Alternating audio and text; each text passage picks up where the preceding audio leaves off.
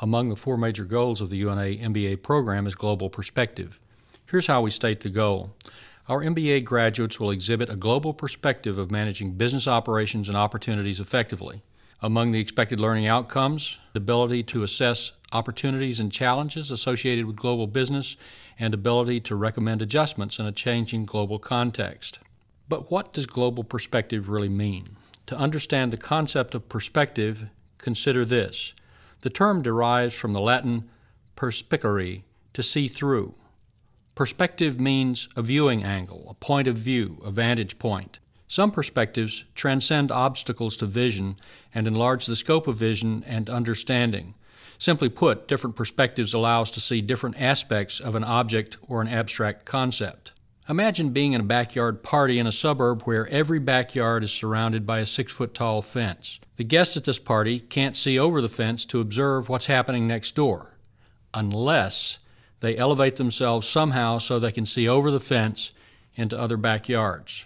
Cultural expectations are like these fences. They can keep us from understanding what's going on in countries next door, like Canada and Mexico, or in countries on the other side of the world, unless we elevate our perspective so that we have the tools to see past the cultural fence and observe global patterns of social, political, and economic activity. While perspective is a visual metaphor, perspective in the sense we're using is more than just visual. It also involves bringing more information into our conceptual field of vision so that we can understand the complex picture presented by global business. Such information can include knowledge of cultural practices, language, history, literature, sports, consumer preferences, music, and so on. In business, all aspects of human behavior are relevant to understanding customer needs and motivations. Perspective can also be generated by analytic tools that transform basic data into observable patterns that we can interpret.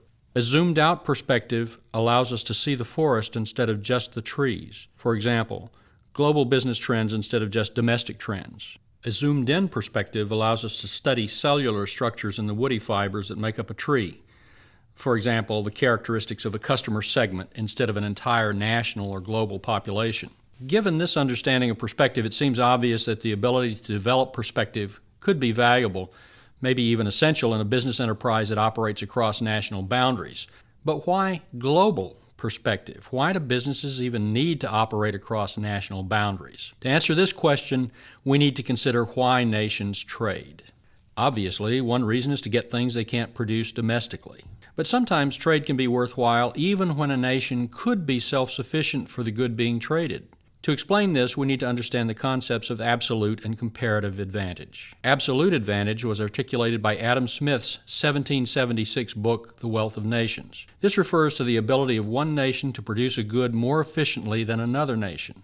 It seems intuitive that a nation should not buy a good that it can produce more efficiently than another nation. But as is often the case, intuition can be misleading. Comparative advantage, articulated by David Ricardo's 1817 book, Principles of Political Economy, explains that it makes sense for a country to specialize in producing the goods it can produce most efficiently and trade with other countries for the goods it produces less efficiently, even if the trading partner is less efficient at producing the good. Consider this simple example. Country A uses 1 hour of labor to produce a shovel, 2 hours of labor to produce a rake. Country B, by contrast, uses 4 hours of labor to produce a shovel and 3 hours of labor to produce a rake. For A to have a rake and shovel, a total of 3 hours labor is required. For B to have the same set of goods, a total of 7 hours of labor is required. But if each specializes in their most efficiently produced product, this would be the shovel for country A, the rake for country B, and then trade the product surplus for the good they did not produce, then A will have spent 2 hours to make 2 shovels, while B will have spent 6 hours to make 2 rakes. Then when each has a rake and a shovel, but each saves an hour of labor. Trading leaves both partners better off, even though A had the absolute advantage for both products. Both benefit from specializing in their most efficiently produced products, and the more they trade, the greater the benefit.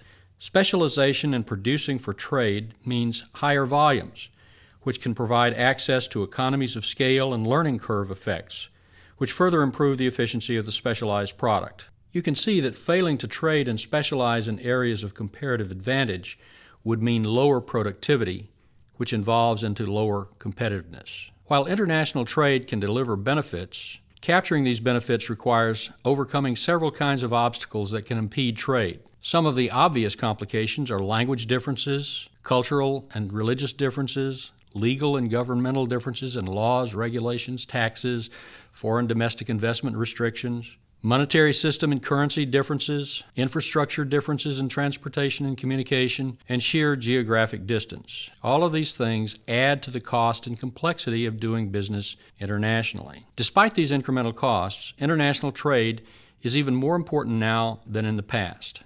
Why? Communications and transportation improvements mean that time and distance barriers are more feasible to deal with, enabling trading nations to exploit national differences. Population increases have created larger markets and increased demand that can drive economies of scale. National differences can confer competitive advantages if they can be accessed. We're speaking of differences in natural resources, labor differentials, educational systems, and markets. So we've established that global perspective is really important. How can you as MBA students develop that global perspective during the course of your program here at UNA?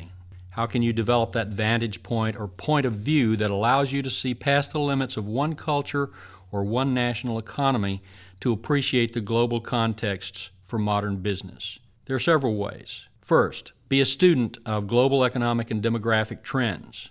Make it a point to study cultural similarities and differences. Make it a point to study history and politics. Become familiar with useful sources of information and analytic tools that can make the data talk. Know where to find the World Trade Organization statistics, statistics from the IMF, the World Bank, the U.S. Census Bureau, the U.S. Federal Reserve System. Tap into global news media, the Wall Street Journal, the Economist.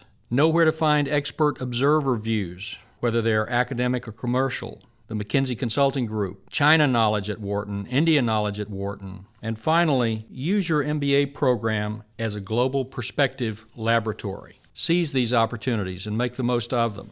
The UNA MBA program includes students from the United States, South America, Europe, the Middle East, India, China, and other Asian countries. You'll have opportunities to work on team projects with students from other cultures. You want to seize these opportunities and make the most of them. It'll be more difficult to work with someone from an unfamiliar culture, but the payoff will be an improved vantage point and increased global perspective that lets you transcend your own cultural backyard.